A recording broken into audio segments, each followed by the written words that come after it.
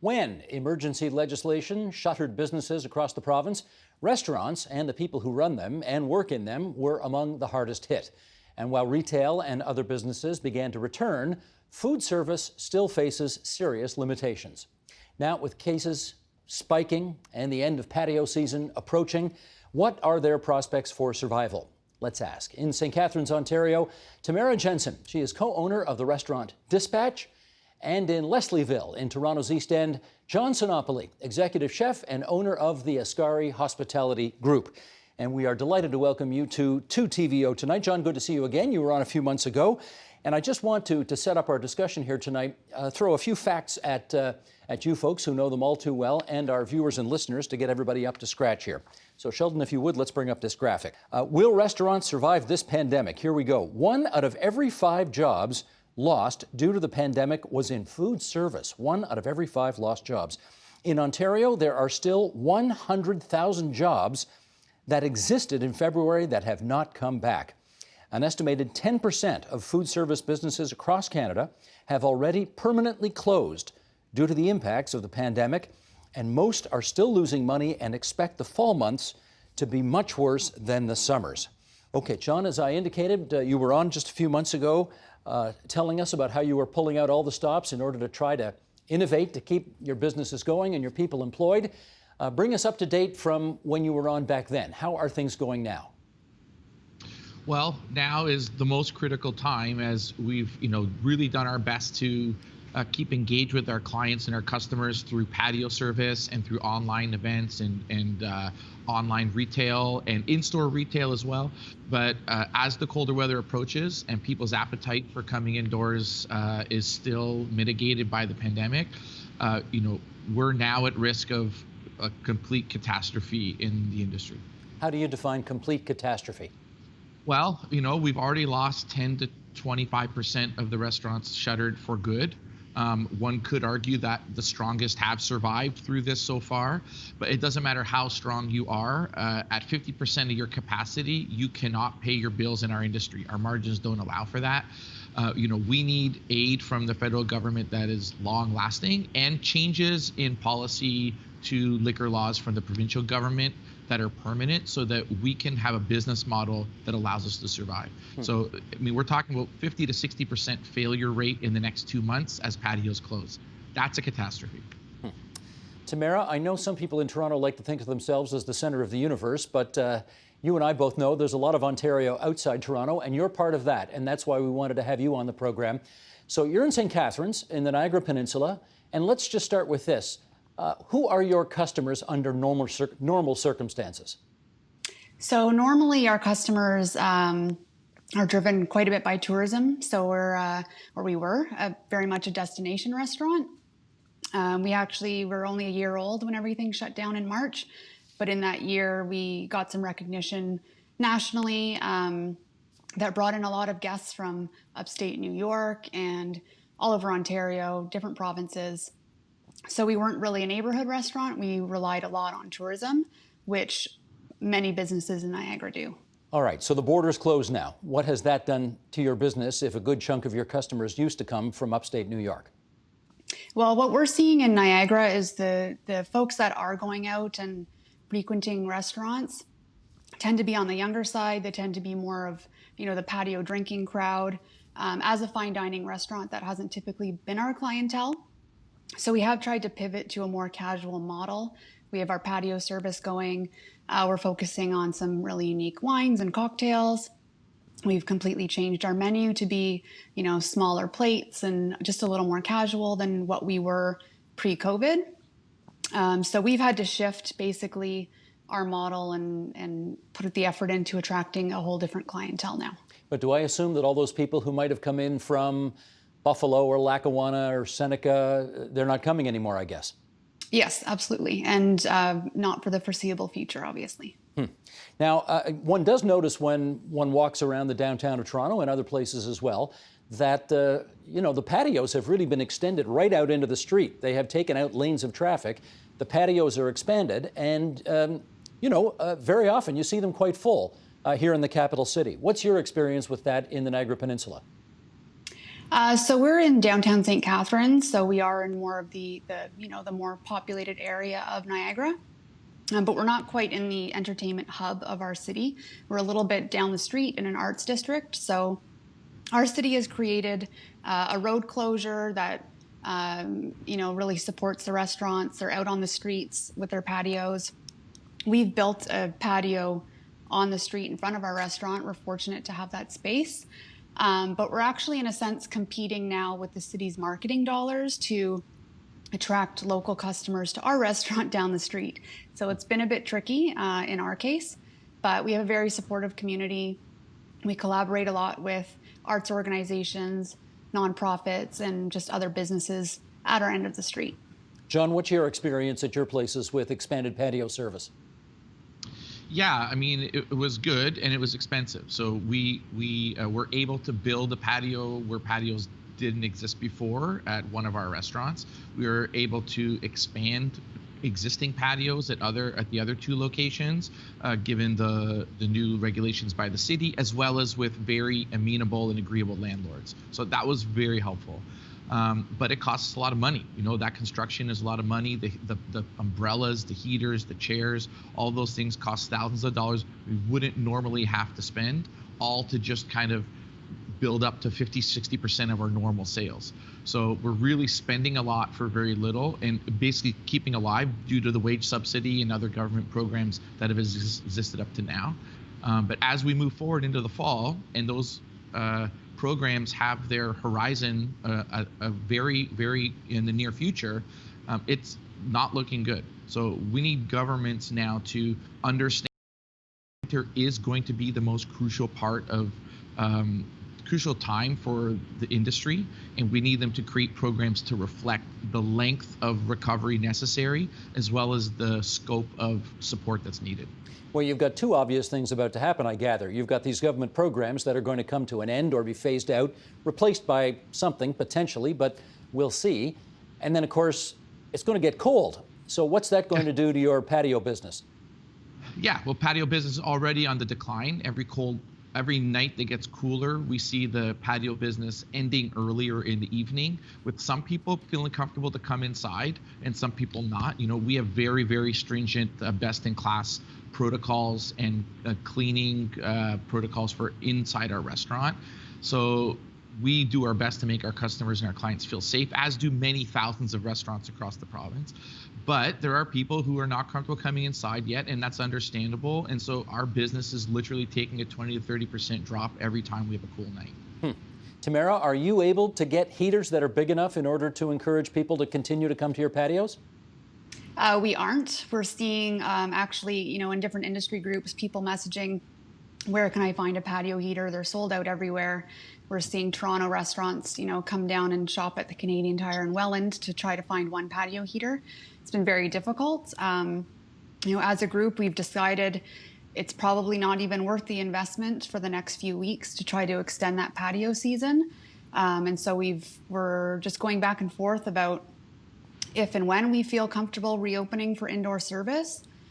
What we're hearing from our clientele is that they're not ready, which makes me very nervous. But we will see as things cool down. And obviously we do have all of the safety protocols in place. Hopefully we can still generate some revenue of some sort. Well, John, let me put that to you, because actually, if I read the weather forecast properly, we're supposed to get pretty spectacular weather given the time of year we're in over the next week or so. How does that figure in your... Yeah, it figures strongly. So, we were making the same kind of calculations as Tamara and her group were. And, her weather might be slightly different in St. Catharines, but for us, because we're close to buildings in downtown, we made the calculation that investing in patio heaters was definitely the way to go for us, especially given that all of our competition around us is doing the same. The warm weather coming ahead for the next week is a godsend. We're very grateful for it, but we know that that's a finite kind of situation, and it's basically a mirage that is slowly disappearing. And we need those who control public policy to make sure that we are in a position as good operators, as contributors to GDP, as employers of many, many vulnerable people, that we are able to survive the winter and keep our employees attached to our business. Otherwise, we have no way to relaunch. So, provincially, that takes a different form. Provincially, that takes the form of, good rent policy, which means a ban on commercial evictions through the winter. It also takes a form of allowing us to improve our margins by changing the liquor laws and regulations. So, Ontario is the only jurisdiction, maybe with Quebec, in the Western world that requires its wholesale purchasers of alcohol to buy at retail prices. So I don't know if everyone, the public, knows this, but restaurants buy liquor, wine, and beer at the same price or more that they do in the LCBO. And that's because we pay the retail liquor tax. And then we're expected to resell it at a profit. So we need the government to change that policy, just like BC did recently. They changed their policy. They're giving all of their licensee purchasers a 20% discount. That would change our margins immensely and really give us the breathing room we need if we're doing any sales at all to actually pay our employees and pay our suppliers. So just so I'm clear, you would like a discount to purchase from the LCBO, or you would like to be able to purchase directly from the manufacturer? No. So and the way it works in Ontario is when you purchase alcohol, it all goes through the LCBO, not the store, but the LCBO distribution center. So all alcohol in Ontario gets taxed by the provincial government. And if I'm a licensee and I'm buying either retail or on consignment, I pay those taxes. When you purchase as a licensee, you pay a different kind of code of tax than the retail, but the numbers equal the same, or actually sometimes 6% more. So what we're asking is for a discount on licensee purchases. So if I buy alcohol for my restaurant to sell, we need to have prices that reflect that we're a wholesale purchaser of alcohol and we spend millions and millions of dollars on liquor every year. And why are we still paying the same as someone who goes in and buys a bottle of Canadian Club at the liquor store? It doesn't make any sense. But because of the monopoly of the provincial system, they've been doing this for years and we've just been living with it. Well, now we can't live with it. We need a proper system that reflects the amount of alcohol we spend, and it reflects the jobs that we provide to good Ontarians on a day-to-day basis. Understood. Okay, John and Tamara, thank you for that, where the rubber really hits the road view of things. I'd like to introduce another voice to our conversation now who will help us sort of get a bigger picture from 30,000 feet in the air, as we like to say. So we welcome from Don Mills, Ontario, in the capital city's North End, Raoul Gomez, who's a professor with the Centre for Industrial Relations and Human Resources at the University of Toronto. He's the author of a book called Small Business and the City. And Raphael, it's good to welcome you back to TVO, where you've been a guest numerous times. I wonder if we could start with this. No one would be asking any questions if you were asking, what's the significance of the auto industry to Ontario? Or what's the significance of the forestry industry in the north to Ontario? But I'm not sure people know what the significance of the restaurant industry is to the provincial economy. So fill in the blanks. What is it? Yeah, it's huge. And I think one of the reasons why we don't know is because, the old phrase that came very popular after the global financial crisis, too big to fail. It's unfortunate, but the restaurant sector, because it's made up of largely small independent businesses, it's almost too small to save. That's not true, by the way. We have to save that sector for a variety of reasons, which we'll get into, or we probably mentioned some already. And that's a fundamental problem of the sector. It's a highly competitive sector. In economics, we use the term monopolistic competition, meaning if you're a local restaurant on a corner, you have the monopoly on that corner and people will go to you. But in a sense, there's a lot of choice that people have as well. Next door, there's probably another restaurant that's serving something else. We enjoy that variety. We benefit from it as a society. And I think that's partly both the strength and the weakness of the sector. In good times, that vibrancy, that dynamism, a restaurant might sadly close, but a new one enters. That dynamic system, without much government support, when you hit a crisis like this, it actually has a huge impact. And we have tons of people who work in the sector, both as a profession and as a staging ground to gain sometimes valuable work experience. So our younger workers that enter the labor force often find a foothold in the labor market. But also people can have careers in this sector. So it is a vital sector. It has a huge impact, by the way, on our quality of life and our health and well-being. So if you close down that sector, as public health officials have been mentioning, you have a whole set of social determinants of health that actually start to weaken, right? In neighborhoods, you pull out a cornerstone restaurant where people meet and gather, and it's tough going for that neighborhood. So yeah, in part, the reason why the auto industry gets a lot of attention is it's more consolidated, it's more organized. It has large unions, it has a few large employers that can effectively lobby government. And unfortunately, the restaurant sector lags because of its structure. So is that to say that because of the nature of the way the restaurant business operates in our economy, it is by its nature, yes, more susceptible to pandemic problems, that kind of thing? I think so, but it doesn't have to be that way. We can always take these moments to reimagine and reconfigure the sector. For example, in countries, we'll just take two that are in continental Europe, Germany and Sweden, they have slightly different models. In Sweden, it's a highly organized society. It's very competitive, very dynamic economy, but it has high levels of unionization that penetrate everywhere, not just in auto, but in sectors like restaurants. Most restaurants have a union and a collective agreement. Now, you say, well, that could harm businesses, right? Not really, because it gets to the point made earlier. Good businesses want to keep their workers attached, and you want to train and you want to create a whole cycle of promotion and keep the labor and capital relationship going. So in Sweden, they managed to have more voice, political voice, almost as much as larger sectors like auto. And in Germany, they use a slightly different model, whereas they take the whole sector and say, well, we're not going to apply a common labor standard to each sector because each sector is different. So what we'll have is sectoral bargaining. So in the same way that Ontario has employment standards law that seemingly is sort of built for everyone, but then for no one because everyone wants to claim exemptions because the labor law doesn't fit them. In Germany, what you'd have is the restaurant sector bargaining a set of employment conditions for those workers and that industry. And it doesn't have to just be in labor. It can be with regards to other aspects of public policy, like the one just mentioned regarding alcohol sales. It's clearly unfair, has been for a long time. It wasn't noticed when there were good times and the restaurant sector was booming, but you get hit with one of these shocks, and it's evident that the sector therefore needs a little more organization, a little more structure, and a little more support at the industry level. So you need a strong industry association, and I think you need partners with workers. And I think we have to start looking at different models in which workers can be a little more organized, a little more protected. Okay, well, let me put that to Tamara. You've heard what Professor Gomez has had to say about that. I mean, to the best of my knowledge, people who get into the restaurant business do so not because they expect to make a fortune, but because it's in their bones. This is what they do. This is what they love to do. The margins are small, and you've just heard you've heard a very different alternative future put forward by Professor Gomez there. How does it strike you? Personally, I love the idea of the alternative future. At Dispatch, we are a certified living wage employer. We do not operate with the tipped minimum wage model, which is unique in our industry.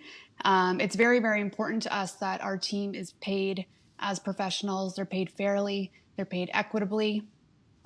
We see a lot of times that, certain groups of hospitality workers can leave at the end of the day with a wad of cash while their coworkers are struggling to make ends meet. And so the equity piece of that is huge.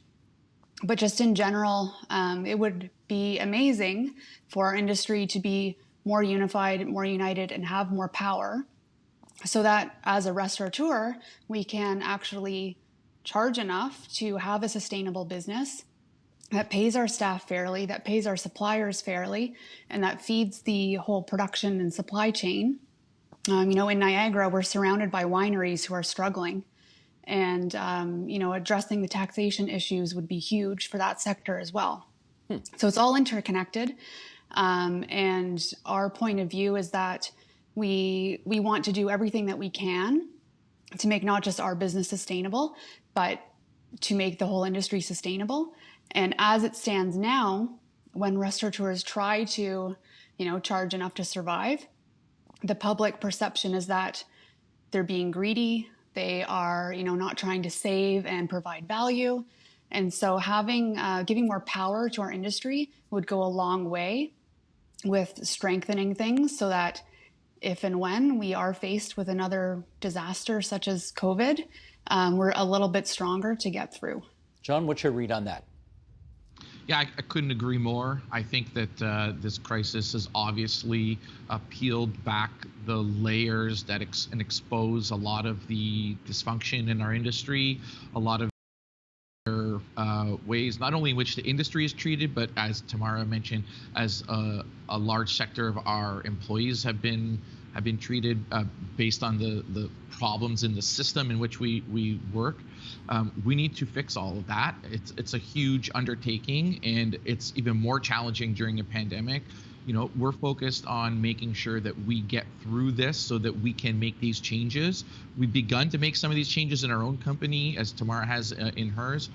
It's important that your team and your staff know that you are on their side all the time. And at the same time, if you're not around to do it in the spring, it'll be all for naught. So I think that, you know, we need to make sure as a group we continue to put pressure on the government to change policy that will support us, at the same time showing them that we are a mature, productive, grown-up industry where we treat our teams properly and we you know, are productive members of the economy. And we're not just fly-by-night neighborhood restaurants. Like, you know, just because, you know, Tamara and her partner have a 50-seat restaurant in Niagara, it doesn't mean they're not as effective to their local economy in developing GDP and developing a community as a huge restaurant group in Toronto. And I think that that's the challenge with our industry. We have 90,000 CEOs across the country instead of 5. And, you know, that at creating structure to organize that many individuals is a massive challenge. Well, Tamara, I wonder if, you know, I'll come back to that expression that that Raoul Gomez just used a little while ago. It's not that you're too big to fail, it's that you're too small to save. There are so many of you out there, and it's not like government can just go and sort of purchase a piece of the action as the way they could in GM or Chrysler's case. With 90,000 restaurants out there, the government's not going to go out and buy 90,000 restaurants.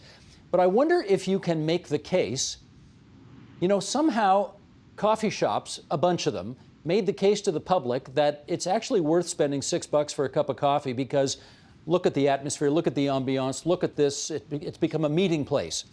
And I wonder if you can make the same case to your customers that it's worth spending more money to come and patronize our restaurant because of the way we treat our people, because of the atmosphere, because of. What do you think?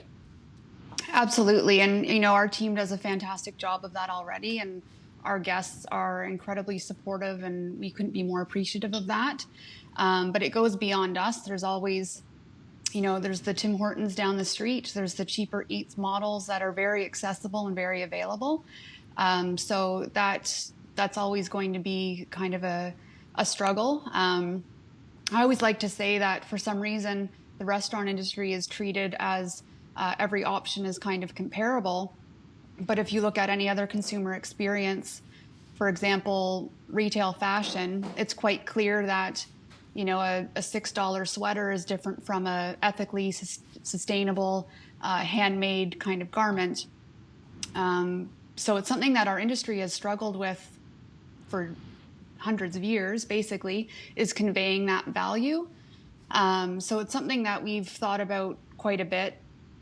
Prior to COVID, we operated largely as a tasting menu experience. And so our customers would pay one fee, come in and have that experience. And it wasn't just a price next to a menu item.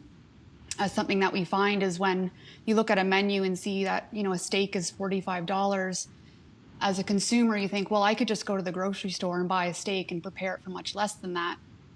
But the messaging needs to be that restaurants aren't just about a piece of food on a plate.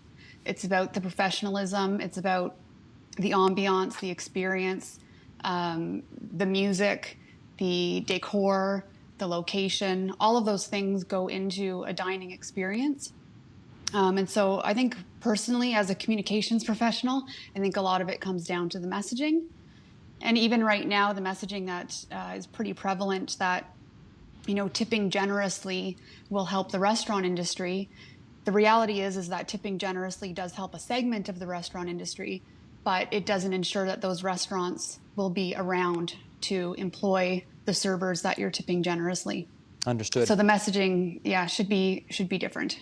Okay, we're down to our last couple of minutes here. And Raphael, let me get you to gauge, in your view, how useful/helpful you think the government's federal and or provincial response to helping this sector so far has been.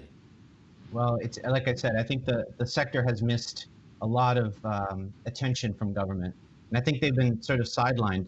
And I think it's sad because as we learned more about this virus and the pandemic and how it spreads, actually the restaurant sector could be a vital role in returning us to some version of normalcy, and actually could have a very powerful and positive health benefit. And we talk about social determinants of health. That's an area that public health professionals talk about, less so the medical profession, which kind of looks at the intricacies of the virus and what it does to us. And I think the preponderance of public policy attention has been veered towards the medical model, protecting our hospitals. But look what happened in that kind of version of sort of staving off the virus. We left unprotected, say, our care homes. In the same way, we need a more public health lens that looks at the totality of what brings us health and well-being. Restaurants play a vital role. Our main streets and the businesses that inhabit it there are reasons why we have healthier cities and healthier populations. If you do it in a structured way, knowing how the virus can spread amongst people, and your staff are checked, this is a way in which we can preserve the public space and socialization, which is critical to maintaining our health as a society. So I think the restaurant sector, if it had this more organized, pre-pandemic, more organized voice that had a voice for labor, had a voice for the restaurant owners, it could have kind of made the case and perhaps aligned itself with those other voices. It's still not too late. I think we are learning more and more that actually structured environments are actually better places for us to spend our time. It's a safer place. And I think that's where we need to pivot, to use the word of the COVID 2020 epidemic. If we could pivot that way, this would actually help the restaurant sector. It would bring to light the importance of the sector in terms of its employment. It regenerates so much money locally, because who does the local restaurant employ to do their accounting? A local accountant. And who would do their legal service? A local legal professional. It's a really resilient sector for local economies. And just one last piece, Van City from out in Vancouver, which is a credit union, a local credit union that invests in local communities. They did a study across Canada of several neighborhoods. And what they found is the neighborhoods that have been most resilient, so we talk about sustainability, but a resilient neighborhood, have been ones that focused on their local populations. In other words, the restaurants didn't even have to move to a real fancy online model. They could take orders over the phone. People did those pickups. Those neighborhoods, which often weren't the most affluent, actually survived better than areas that were dependent on, we'll say, tourism, right? And that was a fragile sector. And when you stopped cross-border travel, a lot of those restaurants in those areas of different cities really suffered. But the ones that were tied to their local community actually didn't do too bad. So maybe a long-winded answer, but I think it's a positive one if we can get the sector's voice heard a little more loudly. Understood. Tamara Jensen, John Sinopoli, Raoul Gomez, great of all of you to spend some time with us on TVO tonight, and in particular to John and Tamara, good luck out there, okay? Thank you, Steve. Thank you. The Agenda with Steve Paikin is brought to you by the Chartered Professional Accountants of Ontario. CPA Ontario is a regulator, an educator, a thought leader, and an advocate. We protect the public. We advance our profession. We guide our CPAs. We are CPA Ontario. And by viewers like you. Thank you.